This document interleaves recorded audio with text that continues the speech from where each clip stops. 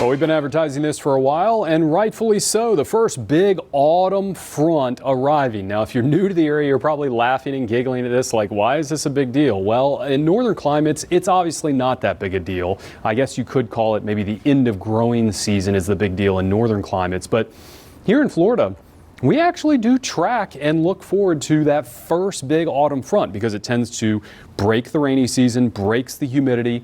Now, I'm not saying we're not going to be warm again after this, of course, but I'm just saying it is a big deal to track this first autumn front. Drier, less humid air comes in for tomorrow and lasts into Thursday and Friday. It actually has some staying power instead of 12 to 24 hours. We are watching a Caribbean tropical wave. Yes, that is going to be a big headline that we'll talk about all the way through the weekend.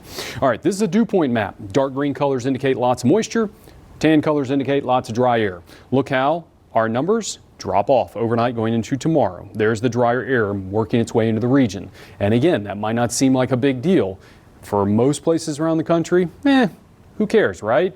For here in a subtropical climate, anytime you push the tropical air out and the drier continental air comes in, it makes a world of difference. It feels totally different. So you're really going to enjoy the next couple of days, and especially the mornings and the evenings. Oh, they're going to feel delightful.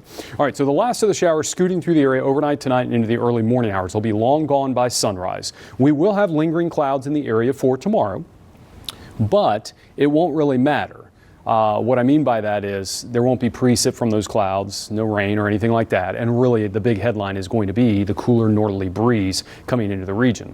All right, down to the south, there is the tropical wave that we are watching. It's in the eastern Caribbean, but it's moving westward. It is going to run into and bump up against ultimately this front that you can see is moving past us. Okay, so here's the wave. Watch, we'll track it together. There it goes, due west. It ends up right here in the Western Caribbean by this weekend. Then after that, it kind of has a hard time going north because of the front. Does it go east? Does it go northeast? Does it go north? Does it go west? Well, a lot of our in-house model guidance is basically saying what happens is it sits almost still, maybe tries to drift north, but then the GFS model I think has been doing the best of basically saying, it probably drifts west if anything, because there's ultimately going to be a strong high pressure to its north that probably tries to nudge it back away.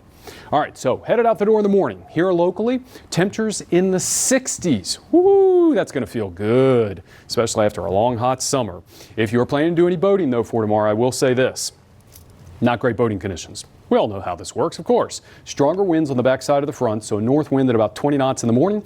It will drop down in the afternoon to about 15 knots, but the small craft advisory, it's in effect for the first half of the day. Pretty breezy out there. But look at this. Wow. Look at those highs in the low to mid 80s for a long streak, too. Hey, all the way towards the weekend. So really comfortable, especially in the mornings, 50s and 60s. We're not going to get the moisture back until late weekend. Probably Sunday is when moisture will come back. And with higher humidity, that will lead to showers and storms at that time.